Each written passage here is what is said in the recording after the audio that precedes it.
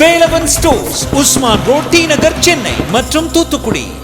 விழா காலங்கள் எல்லாம் வேலவன் ஸ்டோர்ஸோடு. சொல்லாமா?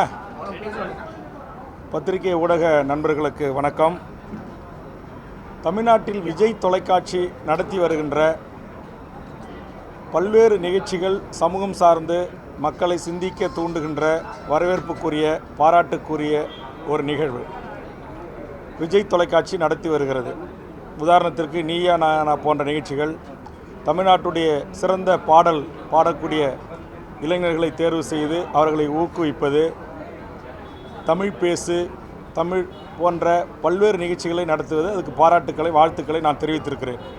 ஆனால் தொடர்ந்து பிக்பாஸ் என்கிற தமிழருடைய கலாச்சாரத்தை, பண்பாட்டை, ஒழுக்க நெறிமுறைகளை, மாணவர் செல்வங்கள் இளைய தலைமுறையை சீரழிக்கின்ற மிக மோசமான நடவடிக்கைகளை தொடர்ந்து பிக்பாஸ் நிகழ்ச்சியில் ஒளிபரப்பப்படுகிறது.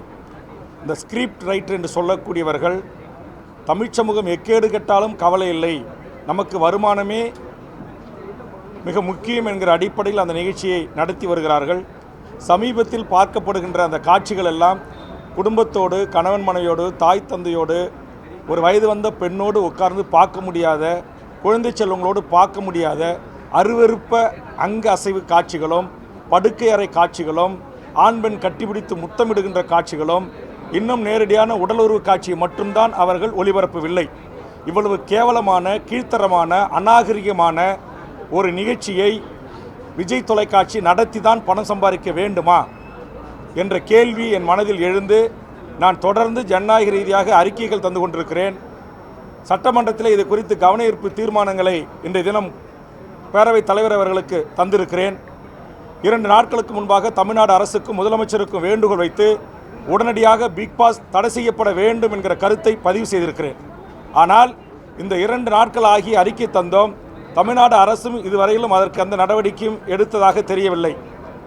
ஆதலால் எனது அருமை பத்திரிகை ஊடக நண்பர்களின் சார்பாக நான் கொடுத்திருக்கிற இந்த கவன ஈர்ப்பு தீர்மானத்தை எடுத்துக்கொண்டு பேரவைத் தலைவர் அனுமதித்து கண்டிப்பாக இதற்கு தமிழ்நாடு முதலமைச்சரும், செய்தி ஒலிபரப்புத்துறையும், தகவல் தொழில்நுட்பத்துறையும் இதற்கு தடை விதிக்க வேண்டும். இல்லை என்று சொன்னால் இத்தனை ஆண்டு காலமாக அறிவித்து ஜனநாயக ரீதியாக அறிக்கைகளை விட்டு பத்திரிகையாளர்கள் வேண்டுகோள் வைத்து விஜய் தொலைக்காட்சி அதை கண்டுகொள்ளாமல் புறந்தள்ளுகின்ற இந்த நிலை அவர்கள் உணர்த்துகிற வகையில் மிகப்பெரிய ஒரு முற்றுகை போராட்டத்தை தமிழக வாழ்வுரிமை கட்சி பிக்பாஸ் அரங்கத்திற்குள்ளாகவும் விஜய் தொலைக்காட்சி முன்பாகவும் பல்லாயிரக்கணக்கான தமிழக வாழ்வுரிமை கட்சியினுடைய தாய்மார்களை திரட்டி மிகப்பெரிய போராட்டத்தை நடத்துவோம். இது இனியும் அனுமதிக்க முடியாது. இன்றைக்கி ஒவ்வொரு நாளும் அந்த நிகழ்ச்சியை பார்க்கிற பொதுமக்கள் அந்த விஜய் தொலைக்காட்சியில் கமெண்ட்ஸ் பகுதியில் பல்லாயிரக்கணக்கான கமெண்ட்ஸ்களை சொல்கிறாங்க. இது ஒரு மோசமான நிகழ்ச்சி, இது பண்பாட்டு கலாச்சார சீரழிவு நிகழ்ச்சி, தயவுசெய்து இதை தடுத்து நிறுத்துங்க, இது வேண்டாம் அப்படின்னு சொல்கிறாங்க. ஆனால் அதை எதை குறித்து கவலை கொள்ளாமல் இப்படி ஒரு மோசமான நிகழ்ச்சியை தமிழ் சமூகம் அனுமதிக்கக்கூடாது. தமிழக மக்கள் இதற்கு பெரும் ஆதரவு தர வேண்டும். என்னுடைய இந்த போராட்டத்திற்கு எங்களுடைய உணர்வுகளை புரிந்து கொண்டு மாண்புமிகு தமிழ்நாடு முதலமைச்சரும் தமிழக அரசும் உடனடியாக அந்த நிகழ்ச்சியை தடை விதிக்கணும். கர்நாடகத்தில் தடை விதிச்சிருக்கிறாங்க, வேறு ஆந்திராவில் இது குறித்து அது மாற்றி அமைக்கப்பட்டிருக்குது, கேரளாவில் இந்த நிகழ்ச்சி மாற்றி அமைக்கப்பட்டிருக்கிறது. மற்ற மாநிலங்களில் அந்த மக்களுடைய உணர்வுகளுக்கு அந்த அரசு மதிப்பளித்திருக்கிறது, விஜய் தொலைக்காட்சியினுடைய அந்த மாநில நிர்வாகம் மதிப்பளித்திருக்கிறது. ஆனால் இங்கே தமிழ்நாட்டில் தமிழர்கள் சாதியாக பிரிஞ்சு கிடக்கிறான், மதமாக பிரிஞ்சு கிடக்கிறான், கட்சியாக பிரிஞ்சு கிடக்கிறான், நம்ம எப்படி வேண்டுமானாலும் கல்லா கட்டலாம் என்கின்ற அடிப்படையில் இந்த நிகழ்ச்சியை நடத்துவது என்பது ஏற்புடையதல்ல. அதனால் உடனடியாக தடை விதிக்க வேண்டும் என்ற வேண்டுகோளை முன்வைக்கிறேன். அப்படி இல்லை என்று சொன்னால் தமிழக வாழ்வுரிமை கட்சி எடுக்கிற அந்த போராட்டம் ஒரு நியாயமான மக்களுக்கான போராட்டம் என்கிற அதற்கு மதிப்பளித்தாவது மாண்புமிகு தமிழ்நாடு முதலமைச்சர் இதற்கு ஒரு தீர்வை காண வேண்டும் என்று எனது அருமை பத்திரிகை ஊடக நண்பர்களின் சார்பாக வேண்டுகோளை முன்வைக்கிறேன். இதற்கு முன்னதாக விஜய் குழந்தைகள் மேலான தோல் மேலே படம் போட்டு எடுக்கிறாரு, கை போட்டு எடுக்கிறாருன்னு சொல்லி நீங்கள் பேசியிருக்கப்ப சமூக வலைதளங்களில் உங்கள் மீதான விமர்சனங்கள் அதிகமாக இல்லை. அதை பத்திரிகை நண்பர்கிட்ட பல முறை நான் சொல்லிட்டேன்.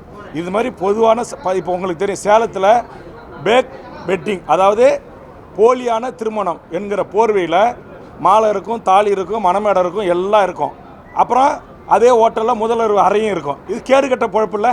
இது எப்படி தமிழ்நாடு அரசுகளை அனுமதிக்கிறீங்க? தமிழ்நாட்டில் இதை எதிர்த்து இன்றைக்கு போராடி தமிழ்நாடு அரசின் கவனத்துக்கு கொண்டு சென்று நான் தடுத்து நிறுத்தியிருக்கிறேன்.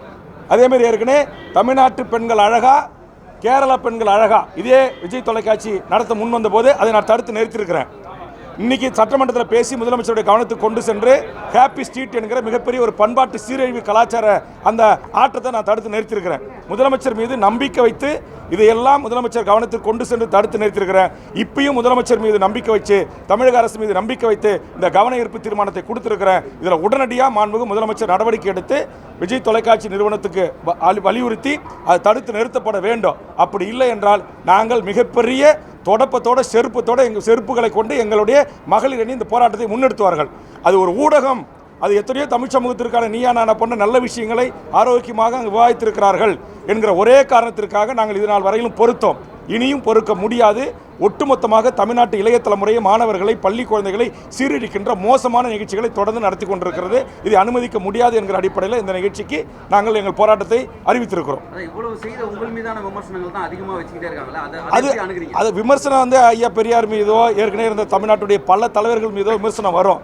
அந்த விமர்சனங்கள்லாம் பார்த்து நாங்கள் ஒதுங்க முடியாது. என்னை பொறுத்த வரையில் நாங்கள் ஜனநாயக ரீதியாக ஆர்ப்பாட்டம் அறிவிச்சிட்டோம், போராட்டம் நடத்திட்டோம், மனு கொடுத்துட்டோம், சட்டமன்றத்தில் பேசிட்டோம், இப்போ கவன ஈர்ப்பும் கொடுத்துட்டோம். இதுலேயும் எங்களுக்கு தீர்வு கிடைக்கல அப்படி என்றால் நாங்கள் இந்த போராட்டத்திற்கு நடத்த வேண்டிய ஒரு நெருக்கடிக்கு தள்ளப்படுறோம், அல்லது இதை நிறுத்தப்பட வேண்டும் என்கிற நெருக்கடிக்கு தள்ளப்படுறோம். நன்றி. கண்டிப்பாக பேசுவேன். தூய்மை பணியாளர்கள் நிரந்தரப்படுத்தணும், இடைநிலை ஆசிரியர்கள் நியமனம் செய்யப்பட வேண்டும், பணி நிரந்தரப்பட வேண்டும், அதுபோன்று ஓய்வூதியங்கள் வழங்கப்பட வேண்டும், அதுபோன்று டிரான்ஸ்போர்ட்டில் ஓய்வு பெற்றவங்களுக்கான ஓய்வூதியம், பழைய ஓய்வூதிய திட்டம் உள்ளிட்ட பல்வேறு பிரச்சனைகளை கண்டிப்பாக நடைபெறுகின்ற சட்டமன்ற கூட்டத்தொடரில் அரசுக்கு வலியுறுத்தி பேச இருக்கிறேன். என்எல்சி பிரச்சனை பேச இருக்கிறோம். அதுபோன்று ஓய்வு பெற்ற கிராம உதவியாளர்களுடைய பிரச்சனைகள் இவற்றையெல்லாம் எடுத்து நிச்சயமாக மக்களுக்கான ஒரு தீர்வை ஏற்படுத்துவதற்கு நம்முடைய அரசுக்கும் மாண்புமிகு முதலமைச்சர் கவனத்திற்கு